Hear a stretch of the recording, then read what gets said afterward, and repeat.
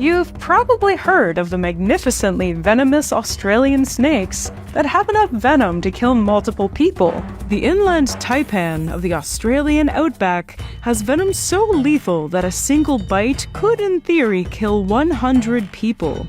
The tiger snake has a 50% untreated bite mortality, and the eastern brown snake kills the most people in Australia, with about 2 lethal bites a year.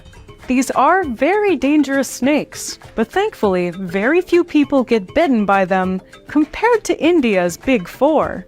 These 4 snake species kill at least 40,000 people a year, with some estimates putting that number at over 100,000. India is home to over 300 snake species, but these 4 caused virtually all fatalities. They're found throughout the country and live perilously close to human settlements in rural areas.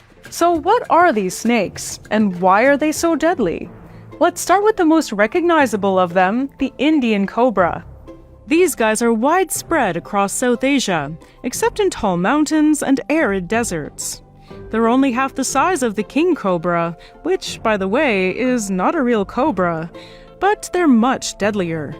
Indian cobras live wherever there's rodents, and rodents live wherever there's humans. They're easily recognizable by their large hood and eye spots on their backside. They're also quite beautiful and a common companion of snake charmers. The snakes follow the rhythmic movement of the pipe and sense the tapping on the floor. Often, the snakes are also starved and dehydrated, and some have their fangs removed. So please, don't support these types of shows that endanger wildlife. The Indian cobra's main prey are rats and other rodents, and their venom is optimized to paralyze their prey and stop their heart almost instantly. In humans, this venom can cause respiratory failure and cardiac arrest. And yet, mortality rates of untreated bites can be as low as 10% in some areas. The issue is that they're so widespread that they're believed to bite tens of thousands of people every year. Similarly, the common krait, a beautifully ringed snake with similar prey and range, causes thousands of deaths every year. These snakes are generally docile and would rather roll into a ball than fight or get into any kind of trouble.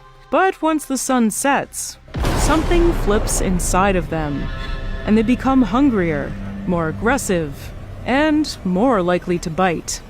Most people get bitten while walking outside at night. The bite doesn't hurt as much as other snakes, and that unfortunately gives people a false sense of security. Most people go to bed, but the effects happen hours later, with cramps and paralysis leading to respiratory failure in about 5 hours.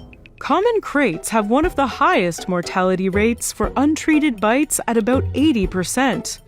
But because of their nocturnal nature and the fact that their bites aren't super painful, many people make the mistake of not seeking medical assistance. This is a staple of lethal bites, with people not recognizing the severity of the bite or not having access to medical professionals, which is unfortunately true for many people in the most remote parts of South Asia.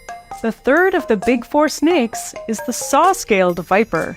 These dudes look dangerous. Their big eyes and characteristic diamond-shaped head make them, along with the Indian cobra, the poster child of venomous snakes in South Asia. When a saw-scaled viper gets into defensive posture, it coils itself into a figure 8 with its head at the middle. While doing this, its scales rub against each other, making a warning rasping sound. Then they get in position to snap, and it does with little provocation. They are small, at just about 60 centimeters long, shorter than your laces, but are just short-tempered and venomous enough to earn them a spot among the big boys.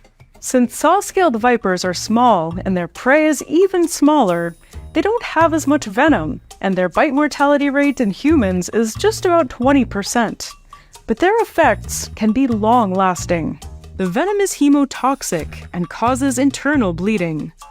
When it's injected into the lizards that they eat, this leads to a quick death. But in humans, it's much more gruesome.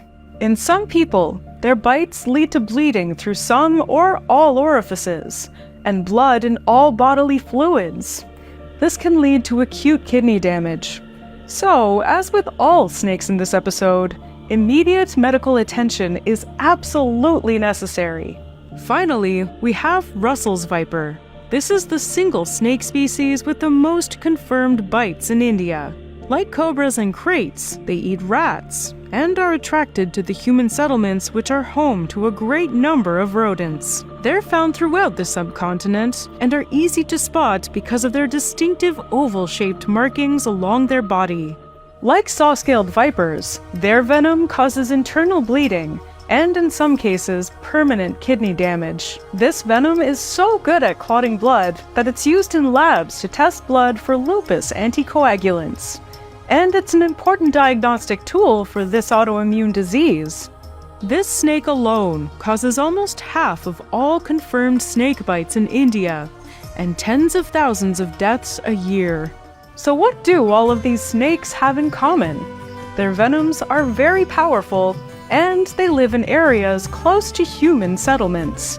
Indian cobras are active during the day, when people are going to work or school. Common kraits are active at night, and most people don't spot it until it's too late. Saw-scaled and Russell's vipers are irritable and like to hide in farms and fields, which puts them in contact with farmers. Rainy lowlands, like the tropical forests of eastern India, are especially dangerous due to these snakes, and yet there is a human element to these bites. There are awareness campaigns to promote the use of flashlights and rubber boots and gloves. This could prevent hundreds of thousands of bites. Additionally, better anti-venom distribution, storage, and training in rural areas could lower mortality rates even more. India has a goal of slashing the number of yearly deaths by half by the year 2030. And just a last reminder that these beautiful creatures are just trying to protect themselves, and it's easier to learn to cohabitate than to hate them for their natural instincts.